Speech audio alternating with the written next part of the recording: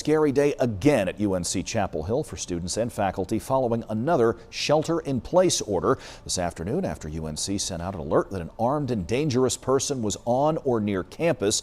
Police ended up taking Michael Harris into custody about 2 hours later. They say he threatened an employee with a gun inside the school's student union. WXI 12's Kara Peters is in Chapel Hill tonight with reaction to this second frightening incident in a span of just 16 days.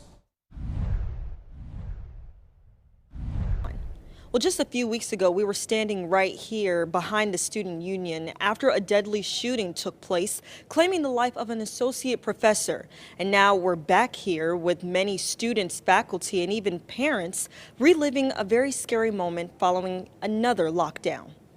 Imagine the stress, the trauma, and the anxiety that a second lockdown in 16 days has caused for our students, our faculty, and our staff. Panic and fear once again gripping through the campus of UNC Chapel Hill after receiving an alert that an armed and dangerous person was on campus.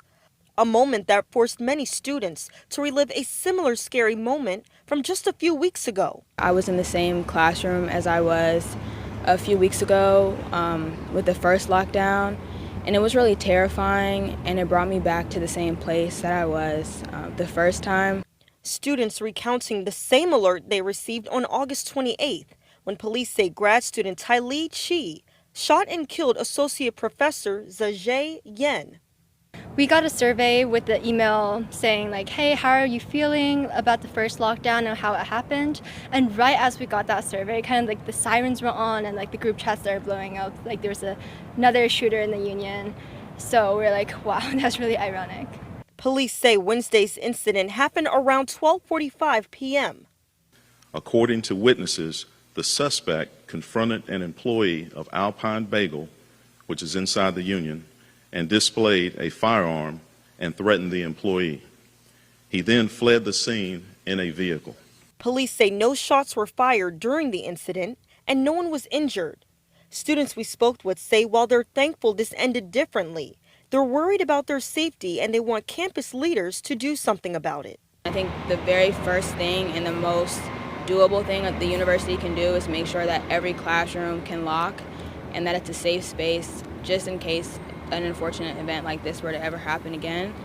And we're told charges are pending for that suspect. As the Tar Heel community continues to move forward, mental health resources are available for anyone that may need them. In Chapel Hill tonight, I'm Kara Peters, WXII 12 News. Kara, thank you. Tonight we're also hearing from a national expert on college campus safety. Rick Omweg says student reaction and mental health needs after 2 shelter-in-place warnings in a span of 16 days will vary greatly. We asked what he would tell his own son or daughter if they had experienced something like this, particularly so early into a new school year. To pay attention to the warnings that have come out from the campus authorities, the campus safety authorities, that there have been 2 of these warnings in the recent past. They were both warranted and they're designed to keep you safe. And so you follow the instructions. If it says shelter in place, you shelter. You don't and you don't come out of that shelter until you've received an all clear. Omweg adds if there is ever another shelter-in-place order, it needs to be taken just as seriously.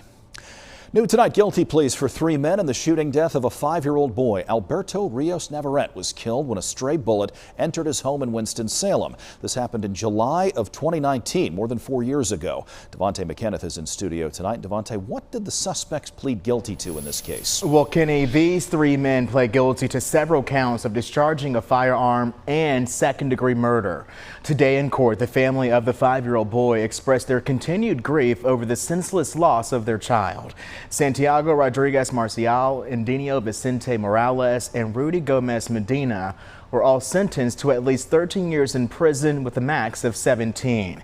Back on July 6, 2019, officers went to an apartment on Coal Ridge Road, and here it is on the maps tonight. That's near I-40 and Coal Road in Winston-Salem. Today, court documents revealed that the 3 suspects were in a local street gang and were recklessly shooting in the direction of a rival gang member. That's when a stray bullet entered the gang member's home and hit that 5-year-old Alberto. The 3 suspects were in a car. Witnesses say everyone inside that car were shooting guns at the time the child was hit.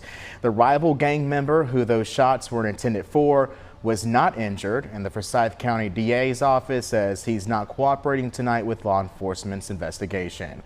We're told this investigation was, quote, severely hampered by a lack of cooperation with witnesses.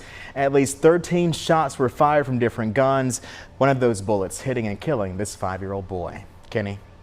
Devontae, thank you. Tonight, 2 women are in jail after police say they broke into a home in Mayodan, attacked a woman, and left with her 11-month-old son. You may have gotten one of these Amber Alerts on your phone earlier this morning. This was the case that was about. After the alert, officers found the baby at an apartment complex in Greensboro, along with Atia Douglas and Kenya Robinson. They are both charged with felony breaking and entering with intent to terrorize or injure an occupant of a building. Investigators say the child's biological father was also at the apartment, but he is not facing charges.